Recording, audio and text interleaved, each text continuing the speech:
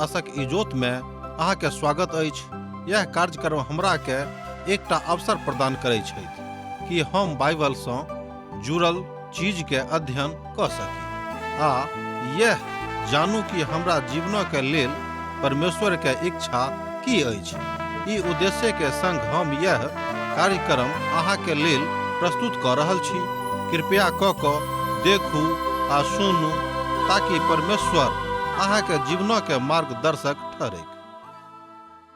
अनमोल जिंदगी दौद लिए यो यीशु, अनमोल जिंदगी दौद लिए यो यीशु, अनमोल जिंदगी खुशियार शांति से भर दलिए यो, खुशियार शांति से भर दलिए यो, अनमोल जिंदगी दौद लिए यो यीशु, अनमोल जिंदगी।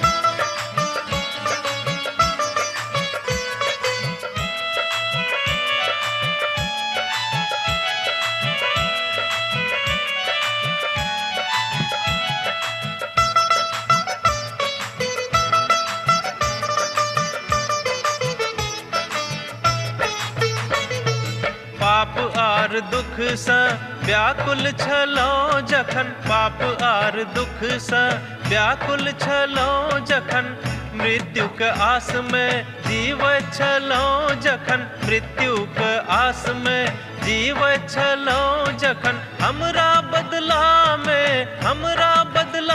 में बलि भ गेलो यो, अनमोल जिंदगी दौद लिए यो यीशु, अनमोल जिंदगी।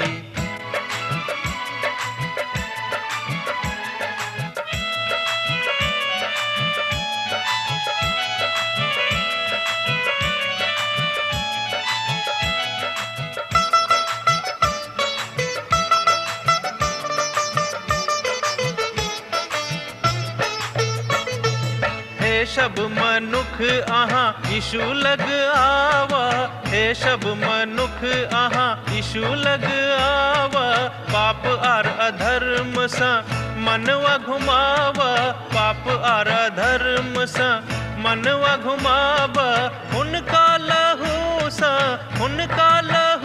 से शुद्ध आहाँ भ जाए, अनमोल जिंदगी दौद लिए यो यीशु, अनमोल जिंदगी।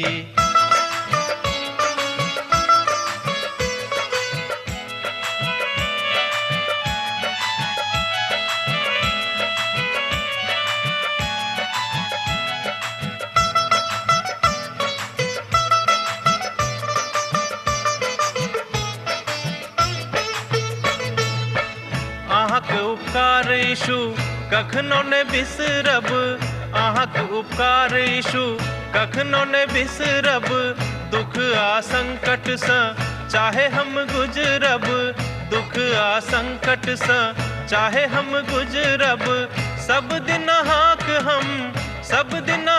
हम भजन करब यो, अनमोल जिंदगी दौद लिए यो यीशु, अनमोल। आशा के इजोत मैथिली कार्यक्रम में हम एक बेर और अहाँक अभिनंदन प्रभु यीशु मसीह के मीठ आ पवित्र नाम से कह रहल छी। जेना कि अहाँक त मालूमे अछि कि हमरा सब अखन इब्रानियों के पोथी के अध्ययन में लागल छी। आजुक दिन हमरा सब ए पोथी के 12वां अध्याय में पहुंच गेलौ हैं। आजुक दिन हमरा सब ए पोथी के 12वां अध्याय के एक पद से ल क 8वां पद धरि देखब। हमरा सब अखन व्यवहारिक अध्याय में आबि गेल छी, जतऽ हमरा सब देखे छी जे मसीह नीक सेवा अर्थात मसीह के नीक सेवा और नीक काज आनैत अछि। 11वां अध्याय विश्वासक अध्याय छल और 12वां अध्याय आशा के अध्याय अछि आ 13वां अध्याय प्रेमो के अध्याय कहल जाइत अछि। जँ कागज कलम अछि तऽ लिख के राखि लिअ। जहन विश्वासक साक्षी अतेक पैघ संख्या में हमर चारू दिस विद्यमान अछि, तन हम हर प्रकार के बाधा के दूर क के और ओहि पाप के छोड़ के जे लक्ष्य अनेरे हमर ध्यान हटा देते अछि और यीशु पर अपन नजर लगा के धीरज के संगे ओहि दौड़ में आगा बढ़े जाऊं, जाय में हमर नाम लिखल गेल अछि। इब्रानियों पोथी 12वां अध्याय तकर 1 पद ए बातक कहैत अछि, हम अपन विश्वास के प्रवर्तक एवं सिद्धकर्ता यीशु पर नजर राखलहुँ हैं जे कलंकक कोनो परवाह नहीं कैलाहा और भविष्य में आनंदक प्राप्त क लेलाहा, क्रूसक कष्टक सहन कैलाहा, बा परमेश्वरक सिंहासनक दहिना कांत में जाकर विराजमान भ गेलाहा। ए बातक अहाँ देख सकै छी इब्रानियों पोथी 12 अध्याय तकर 2 पद में। ए पोथी के प्रथम भाग में हमरा सब बुराई के स्थिति में रहबाक संबंध में अध्ययन कैने छलहुँ हैं। एठाम हमरा सब मसीही जीवनक शुद्धता के संबंध में पढ़े छी आ तकरे विषय में एठाम सुस्त रूप में बतावल गेल अछि। मसीह में मजबूत भ जेबा के संबंध में लेखक बाजि रहल छथि जे कथा बिल्कुल निराधार नहीं अछि, अर्थात समस्त मसीह के आधार यह थिक कि हमरा व अहाँ के मसीह में मजबूत रहबा के आवश्यकता अछि। जहन केओ बहुत ठंडा पड़ जाइत छथि तहन हुनका जिंदगी में बेसी ठंडा होयबाक कारणे मृत्यु के भय हुनका संगे आबैत छनि और वो मृत्यु के भय के कारणे सतावल जाइत छथि। एकटा मनुष्य जाति के आंतरिक मानसिक पीड़ा अछि। एहि स्थिति में आब क मनुष्य बहुत बेसी स्वयं के कमजोर क दैत छथि। अहाँ कमजोर नहीं रहू, कियाक त प्रभु अहाँक संगे छथि। मनुष्य बड़ आराम करबाक संबंध में विचार करैत छथि। अहाँक आलस्य सँ लड़बाक आवश्यकता अछि। अहाँक बहुत बेसी आलस्य सँ लड़बाक आवश्यकता अछि। अहाँक ठंडा रहबाक नहीं अछि। आत्मिक मृत्यु के दिस अहाँ कहियो नहीं जायब, कियाक त प्रभु यीशु मसीह अहाँक अपन धिया पुता बना लेने छथिन। मुदा सांसारिक मृत्यु शैतानक देवल जाइत अछि। हमरा सबक स्वयं के प्रभु के देबाक अछि। चिंता यह करबाक अछि कि हमरा सब मसीह में स्वयं के देबाक लेल तैयार भेलहुँ हैं कि नहीं। ई सबटा कथा प्रकथनात्मक दृष्टि से मुहूर्त भाव में भावनात्मक रूपे सन्मुख में आबि क सामर्थ्य मान क दैत अछि। एक बेर एक स्त्री प्रार्थना के काल में, ध्यान दियौक, एक बेर एकटा स्त्री प्रार्थना के काल में ठाढ़ भ क गवाही दै छली आ ओ बाजैत छली जे परमेश्वर हमरा सभक खूब नीक बातक दिलनि, कियाक त हम बहुत दिन प्रभु के लेल दुख उठौने रहौं। हमर जिंदगी के आत्मा के पवित्रता तखन नहीं छल, मुदा प्रभु यीशु मसीह हमरा अपन आत्मा के पवित्रता के प्रदान क देने छथि। एहि बातक हम अनुभूत अपन जिंदगी में कैलहुँ हैं। ओ बड़ लाभदायक हमर आत्मिक जिंदगी के लेल अछि। मुदा ओही ठाम लगले बैसल एकटा युवा ठाढ़ भ क बजलाहा जे ई त उचित हमरा नहीं लागल। ई त एकटा भावात्मक बात अछि, कियाक त हुनका एहि संसार के वैज्ञानिक के भूत चढ़ल रहनि। मुदा कालांतर में ओ युवा के सेहो एही तरह के प्रकाशन भेटलनि, प्रभु के इजोत भेटलनि। तहन ओहो आबि के दिन बजलाहा कि हमरा क्षमा करब, प्रभु हमरा जिंदगी में काज कैलथि। ओहि दिन में हम ओतेक ज्ञान नहीं प्राप्त केने छलहुँ हैं। मुदा इतना हमरा लोग देखे छी कि दुनू तरह, एकटा स्त्री के जे वृद्धा छली, एकटा युवा के जे बहुत बेसी युवा छथि, प्रभु के इजोत भेटलनि। प्रभु केकरो संगे कोनो तरह के भेदभाव नहीं राखैत छथि। वो चाहैत छथि कि हमर सबटा धिया पुता एही रीति से मजबूती के साथ आगाँ बढ़ैत जाए। बहुत बरख धरि हमर ई विचार सेहो छल जे पुरना नियमक संत सभक आकारांत भाव कियाक रहनि। ध्यान देबै, बहुत दिन तक, बहुत बरख धरि हम अपन बात अहाँके बता रहलहुँ हैं। अपने अर्थात प्रभु के एकटा महान दासक के बात ओहि तरह कहैत छथि कि बहुत दिन धरि हमरो विचार एही तरह आकारांत छल जे पुरना नियमक संत सब बड़ आकारांत भाव में स्वयं के राखि के कतऽ लऽ गेलाह कि हुनका सभक उद्धार भेटल रहनि, कियाक तऽ ओहि काल में तऽ प्रभु यीशु मसीह के अवतरण नहीं भेल रहनि। परमेश्वर अहाँक बा हमरा देखभाल कऽ रहल छथि, ई बात तऽ छलैक। मुदा हम देखे छी ठाम इब्रानियों के लेखक बाजि रहल छथि कि पुरनो नियमों के संत सभक परमेश्वर आदर दिलेन आ हुनका उद्धार दिलेन आ मसीह के इजोत हुनका देखा दिलेन, जाहिसँ हुनका एहि बातक आश्वासन भेटेन वा एहि बातक लेल ओ सब आश्वस्त भेलाह कि हुनका सभक उद्धार भऽ गेल छनि। कियाक तऽ ओहि काल में मसीह के अवतरण नहीं भेल रहै, मसीह एहि संसार में नहीं आयल रहथि। जहन एहि पदक हमरा सब पढ़बाक जरूरत पड़ैत अछि तहन अपना आप के जांच के देखियो कि अहाँ परमेश्वरक महिमा में आजू के बात में, आजू के वार्तालाप में कतेक ऊंचाई के साथ, कतेक गहराई के साथ आ कतेक अंतरंग भ क देख रहलहुँ हैं। छठम पद एही बातक बड़ स्पष्टताक साथ अपन विचार दैत अछि जे बड़ सकारात्मक भाव अछि। अब एहिठाम एकटा उदाहरण कल्ला कहाँ ये बातों का स्पष्ट रूप में देख सकलू हैं। वो सकारात्मक भाव अछि की ध्यान दियो कि वो सकारात्मक भाव जाय बातक हम बाजि रहल छी ओ अछि की एकटा प्रसिद्ध खिलाड़ी जे खूब गेंदा खेलाबैत छलाह एक दिन आबि कऽ अपन प्रशिक्षक सँ बजलाह जे हुनका प्रशिक्षण दैत रहनि। व्यवहारिक बातक देखियौ ओ कहलनि कि यौ अहाँ तऽ बेर बेर जहन आगाँ बढ़ैत छी आ जहन अहाँके लक्ष्य अहाँके सन्मुखमे रहैत अछि ओही कालमे अहाँ किएक गड़बड़ा जाइत छी। तो कहलनि कि पता नहि ओहि कालमे हमर विश्वास एम्हर उम्हर चलि जाइत अछि आ हम सोचनाइ आरम्भ कऽ दैत छी कि हमरासँ ई काज हैत अर्थात कि हमरासँ गोल हैत आ हमर सबटा मेहनत बेकार भऽ जाइ छै।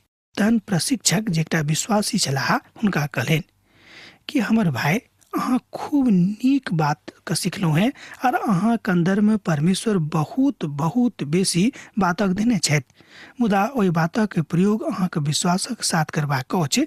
जहन अहाँके विश्वास कमजोर भऽ जायत तहन अहाँके जिंदगीमे आशाके इजोत नहि जरत किएक तऽ 12वां अध्याय महानतम आशाके प्रशिक्षण दैत अछि जे बहुत बहुत सकारात्मक अर्थात जीवित परमेश्वरक अनुभव में अपन हृदय में जीवित रखबाक आवश्यकता के ऊपर बल देने अछि। एहि तरह हमरा लोग देखे छी कि परमेश्वर अपन महान चाल चलन में अपन महान व्यवहार में मनुष्य जाति के महान आशा आ ज्ञान देबाक जरूरत के बुझने छथि। एहिठाम मसीह के जिंदगी के विषय में बतावल गेल अछि। एकटा प्रजाति सँ जोड़ कऽ ए बातक देखल जा रहल अछि से ने मुदा समस्त मनुष्य प्रजाति के प्रभु यीशु मसीह के जरूरत छनि। मसीह प्रभु यीशु मसीह छलाह अर्थात मसीह जे प्रभु बनि कऽ संसार में छलाह अखनो छथि। हमरा सबक बाट देखा रहल छथि कि मसीह के विश्वास में अहाँके एकटा नीक सिपाही के जकाँ आगाँ बढ़बाक अछि ध्यानपूर्वक शांतिपूर्वक अपन काज करबाक अछि। आवश्यकता तऽ यह अछि मुदा एकटा खेलाय वाला होबाक नाते हुनका तऽ ई बात ओहि काल में नीक नहीं लागलनि मुदा कालांतर में जहन ओहि बातक व्यवहारिक रूप में अनलाह तऽ हुनका जिंदगी में महानतम आशा की जो जरलनि ओ काज करनाइ आरंभ कऽ देलाह और ओ एकटा बड़ पक्का कालक लेल सार्वजनिक रूपे प्रसिद्ध भऽ गेलाह। एहि तरह प्रभु के बड़ाई करैत आगाँ बाजैत छथि अपन प्रशिक्षक सँ कि यौ अहाँ जे हमरा सबक सिखौने छलहुँ हैं ओ साबित भेल कि मसीह हमरा संगे छथि आ हमर विश्वासक आशा में बदलि देने छथि। मुदा जहन अहाँके विश्वासे कमजोर रहत तहन अहाँके आशा कतयसँ हैत। हमरा सभक विश्वास मजबूत रखबाक अछि। विश्वास मजबूत रहलाक कारणे हमरा सभक जिंदगी में आशा बहुत बेसी नजदीकी सँ ताकैत झाँकैत रहत और हमरा सब आशा के प्राप्त कऽ लेब। एहि तरह कालजयी विधा प्रभु यीशु मसीह के वचन अछि। एहि तरह हमरा लोग देखे छी कि कालजयी विधा प्रभु यीशु मसीह के जीवित वचन अछि किएक तऽ एहिठाम ओहि कालांतर में जे बात उजागर भेल अछि जय बातक उजागर कयल गेल अछि जे मसीह के महिमा प्रकट भऽ कऽ मनुखक बताबैत अछि। आ तें ओ कहैत छै जे हम ई नहीं जानै छी जे हाँ अनेरे ने एहि बातक एम्हर उम्हर लऽ जाऊँ। एहि बातक अहाँ पहिल कुरिन्थियों पोथी 9 अध्याय आ तकर 24 पद में सेहो देख सकलहुँ हैं। आ गलतियों पोथी तकर 5 अध्याय तकर 7 पद में सेहो एहि बातक बताओल गेल अछि। एहि सभा में अर्थात संत सभक गवाही अछि जे संत सब प्रभु के महिमा में कोना के अपन गवाही दऽ कऽ एहि बातक साबित कऽ रहल छथि। प्राचीन कालक संत सब एहि बातक बाजि रहल छथि कदाचित ओहि कथा के बता रहल छथि जे दानियल अहाँक बा हमरा बाजने छलाह। दानियल के पोथी के अध्ययन करैत काल में हमरा लोकनि एहि बातक सीखने छलहुँ हैं कि कोना के परमेश्वर हुनका आ हुनक दोस्त सभक मदद केने छलखिन। यह सकारात्मक विधा आजुक दिनक अछि किएक तऽ पुरना नियम के आखिरी पोथी मलाकी पोथी में बतावल गेल अछि कि हम यहोवा थिकहुँ हैं हम कहियो नहीं बदलब। परमेश्वर कहियो नहीं बदलता है वो कहियो बदले वाला परमेश्वर नहीं थिका। एहिठाम दू तरह इब्रानियों के लेखक एहि बातक बतेबा के प्रयास कऽ रहल छथि कि अनेरे कोनो बातक एम्हर उम्हर राखि कऽ नहीं देखियौ मुदा विश्वासक नजर सँ देखियौ तहने आशा के इजोत अहाँके जिंदगी में जरत अन्यथा ई बात संभव नहीं थिक। मुदा परमेश्वर संत लोकक संगे रहनाइ हुनका संगे विश्वासक ऊपर देखनाइ ई प्रभु काज रहनि आ संत सब अपन प्रभुक संगे चलि कऽ एहि बातक साबित कयलथि कि प्रभु हमरा संगे छथि और हम हुनका सँ एम्हर उम्हर नहीं जायब। मसीही विश्वासी एकटा प्रजातिक लोक ने मुदा मसीही विश्वासी लोक एहि बातक साबित कयलथि जे आजुक युग में ओतबे प्रासंगिक अछि जतेक प्रासंगिक ई बात कालांतर में हेतैक आ बहुत पहिने इतिहास काल में छलैक। नीक विधा में जँ अहाँ ई बातक पायब आ पढ़ब तऽ अहाँक विश्वास हैत, अन्यथा नहीं हैत।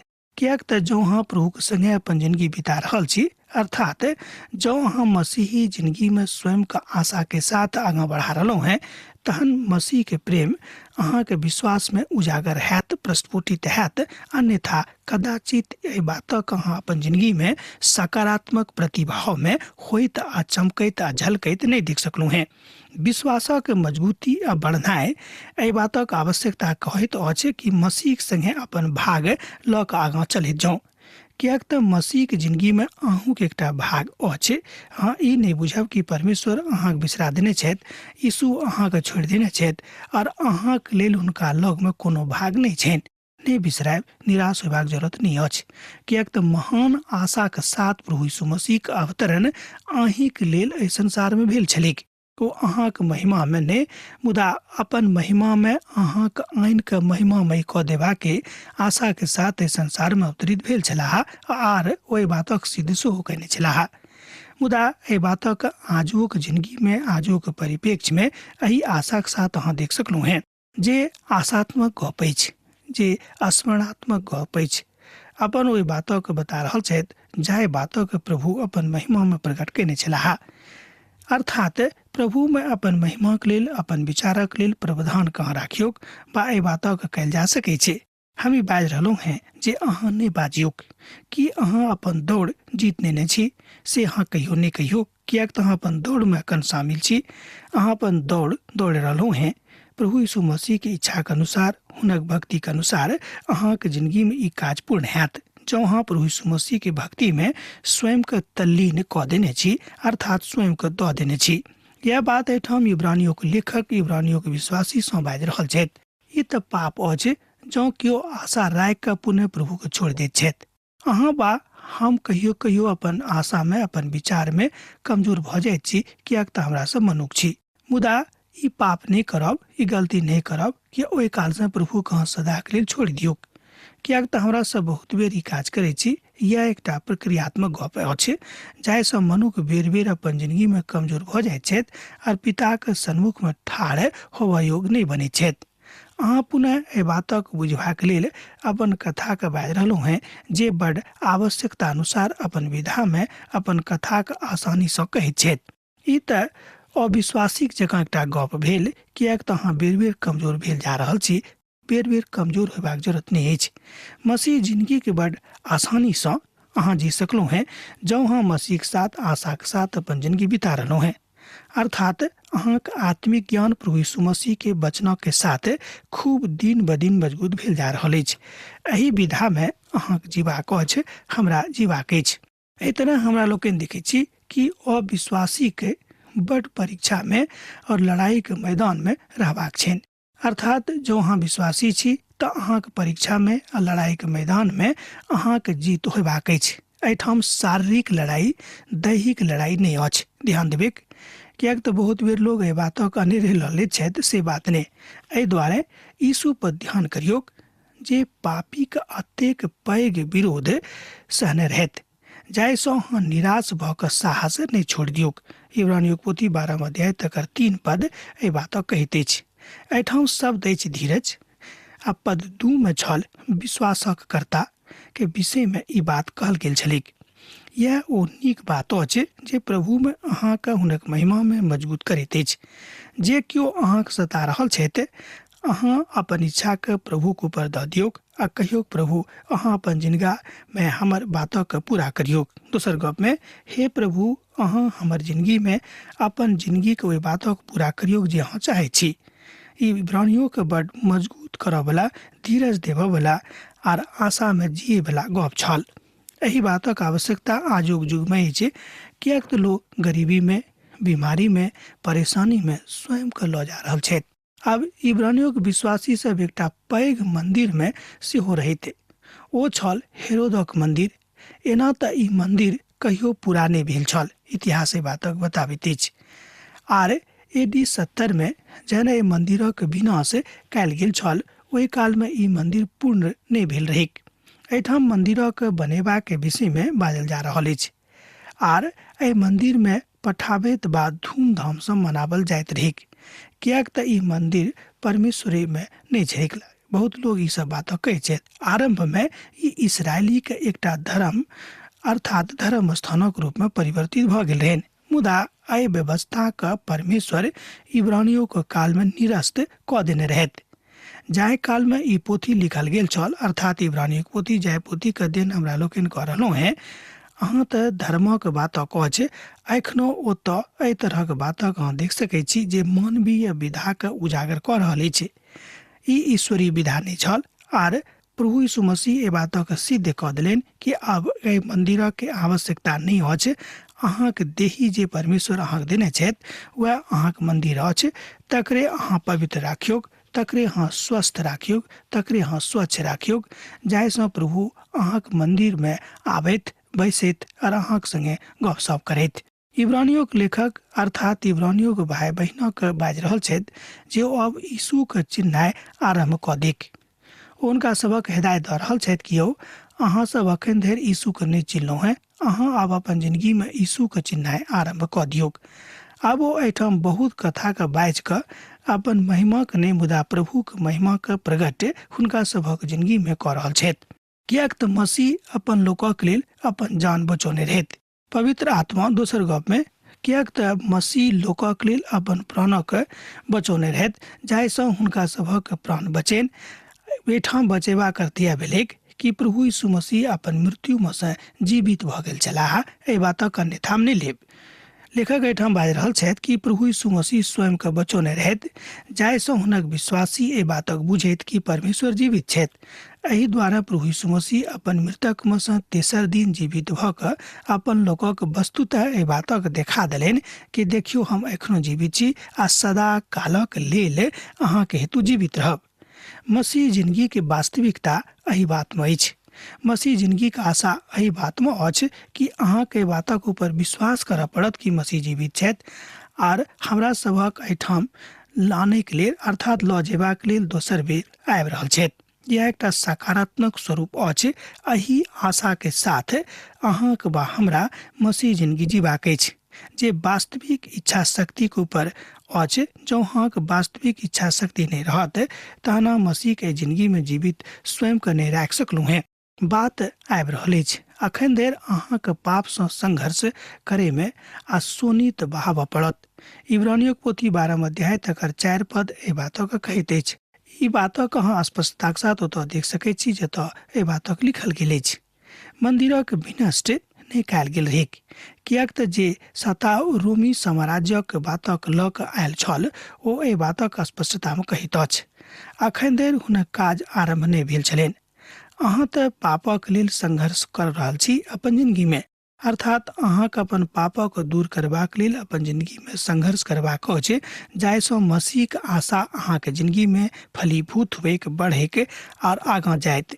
एना तऽ अहाँ सब तात्कालीन छलहुँ हैं वा अखन छी, मुदा आजुक युग में जतेक लोक एहि बातक समस्या के लऽ कऽ चलि रहल छथि हुनको सभक जिंदगी में एहि तरहक संघर्ष छनि।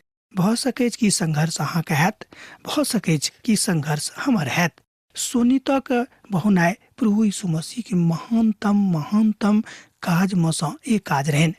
अहाँके विचार की अछि हमरा एहिठाम बतायब, अहाँके भावना की अछि हमरा एहिठाम लिखब। प्रतिक्रिया स्वरूप अहाँ ने मुदा प्रभु के भाव में अहाँ स्वयं आनि के एहि बातक हमरा एहिठाम लिख सकलहुँ हैं, कियाक त एहि प्रकथन में प्रभु यीशु मसीह स्वयं के स्पष्ट मनुष्य जाति के सन्मुख में कह देने रहथि कि अहाँ सब धर्म ग्रंथक ई बातक नहीं देखलहुँ हैं जे बिखर गेल अछि, जाहि में परमेश्वर अहाँक अपन संतान बाज के संबोधन केने छथि। हे हमर धियापुता, ध्यान दियोक, हे हमर धियापुता, प्रभु के अनुशासनक उपेक्षा नहीं करियोक और हुनक करल गेल बातक हिम्मत नहीं हारियोक। इब्रानियों पोथी तकर 12 अध्याय तकर 5 पद ए बातक कहैत अछि। लेखक एहिठाम नीति वचनक पोथीक दिस अहाँक लऽ जा रहल छथि।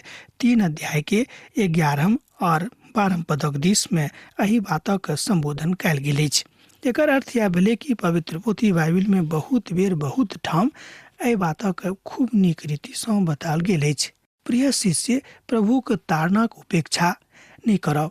जहन ओ अहाँक दंड दैत तहन हुनका सँ घृणा नहि करब। जेना पिता अपन प्रिय पुत्रक ताड़ना करैत छथि, ओही तरह प्रभु ओहि मनुखक ताड़ना दैत छथि जिनका सँ ओ प्रेम करैत छथि। नीति वचनक पोथी 3 अध्याय तकर 11 पद आ 12 पद एहि बातक कहैत अछि। हुनक एकमात्र साधन आ प्रसाधन आ तकर स्रोत यह थिक, अर्थात प्रभु यीशु मसीह। अर्थात विश्वासी के एकमात्र साधन आ प्रसाधन आ स्रोत प्रभु यीशु मसीह छथि। मंदिर नहीं छथि, कोनो रीति रिवाज नहीं अछि आ नहीं कोनो धर्म, कियाक त एहि काल में सब बात त्यागल गेल बातक दिस इशारा करैत अछि जे मनुख के प्रभु के सानिध्य में आनैत अछि आ मनुख के प्रभु सँ जोड़ैत अछि। मनुख जाति सँ घृणा करबाक हेतु एहि बातक ओ कहियो नहीं बाजैत छथि। ओ कहै छथिन कि समस्त मनुख जाति हमरे अछि, हमरे धियापुता छथि आ समस्त मनुख जाति सँ हमर प्रेम समान रूपे अछि। याद करियौक, बिसारियौक ने, परमेश्वर अहाँक ताड़ना दऽ रहल छथि आर हुनक ताड़नाक अहाँ आदरक बात बुझबेक। अहाँ परमेश्वरक ताड़नाक कोनो गलत बात नहीं बुझबेक आर एहि बात सँ सावधान रहब कि जहन प्रभु अहाँक ताड़ना कऽ रहल छथि तऽ हुनका अहाँ अनेरे एम्हर ओम्हर वाला बात नहीं सुनाबियौक। एहि बात सँ सावधान रहबाक जरूरत अछि। एहिठाम प्रभु अहाँक अपन धियापुता बाजि रहल छथि, बाजि कऽ संबोधन कऽ रहल छथि आ ई बड़ सकारात्मक कथा अछि जे प्रभुक लोग आत्मिक रूप में पहचानल गेलाह। ध्यान दियौक, एहिठाम प्रभु अहाँक अपन धियापुता बाजि रहल छथि, बाजि कऽ संबोधन कऽ रहल छथि जे बड़ सकारात्मक विधा अछि। प्रभु अहाँक आत्मिक रूप में पहचान गेलाह। पद 5 आ पद 8 में एहि बातक प्रायोगिक रूप में बतावल गेल अछि। यह बातक हमरा लोकनि पद 6 में सेहो देखैत छी। पूतक लेल ग्रीक शब्द अछि ह्यूसस। एकर अर्थ होइत अछि पूर्णता में विकसित पुत, अर्थात परिपूर्ण परिपक्व बेटा। अब हाँ, एहिठाम एहि बातक एहि परिप्रेक्ष्य में देख सकलहुँ हैं कि प्रभु यीशु मसीह अपन पिता के परिपक्व पूत छलाह। हुनका में एको रत्ती कोनो बातक के घटी कमी नहीं छलनि। वो पिता के पूत कहावे छलाह आ हुनक मोन पिता के संगे हुनक महिमा में सदा कालक लेल याचनात्मक छलनि। अखनो याचनात्मक छनि, ओ याचना कऽ रहल छथि अहाँके लेल, हमरा लेल, कियाक तऽ हमरा सभक कारणे हुनका एहिठाम पठाओल गेल रहनि और एहि कारणे ओ अखन याचना कऽ रहल छथि। कियाक तऽ परमेश्वर जिनका सँ प्रेम करैत छथि हुनका ओ ताड़ना सेहो दैत छथि आ जिनका ओ अपन संतान मानैत छथि हुनका ओ कोड़ा सेहो लगाबैत छथि। अहाँ जे कष्ट सहै छी तकरा अहाँ प्रभुक अनुशासन नहीं बुझियौक, कियाक तो प्रगट प्रमाण अछि जे परमेश्वर अहाँक अपन संतान मानि कऽ व्यवहार कऽ रहल छथि। आ के एहन धियापुता छथि जिनका माता पिता ताड़ना नहीं करैत छनि। आ जँ सब केओ प्रताड़ित कयल जाइत छथि तहन अहाँ आर ने, मुदा एहि बातक संतानक जकाँ लियौक आ बुझियौक। एहि बातक अहाँ देख सकैत छी इब्रानियों पोथी 12 अध्याय 6 पद सँ लऽ कऽ 8 पद धरि। हमरा लोकनि सिखलहुँ आशा के साथ प्रभु के संगे जीनाइ, यीशु के संगे जीनाइ। अब आजुक दिन हमरा अहाँ एहिठाम समाप्त करबाक आज्ञा दिअ। दोसर दिन दोसर कार्यक्रम में अहाँ से पुनः भेंट हैत। यीशु के नेह अहाँक जिंदगी में बनल रहैक। आमीन। हमर विश्वास अछि कि ई कार्यक्रम अहाँके लेल लाभदायक सिद्ध अछि। हम चाहै छी कि अहाँ अपन आशीषके हमरा संग साझा करू। जँ अहाँ के नजीक बाइबल सँ आ जीवन सँ संबंधित कोनो प्रकार के प्रश्न भऽ सकै अछि तऽ अपन समस्या के लेल प्रार्थना करबा के लेल जँ चाहै छी तऽ हमरा फोन नंबर पर जरूर संपर्क कऽ सकै छी। परमेश्वर अहाँ सब के लेल एकटा सुंदर, सुखद, आनंदित दिन प्रदान करैक।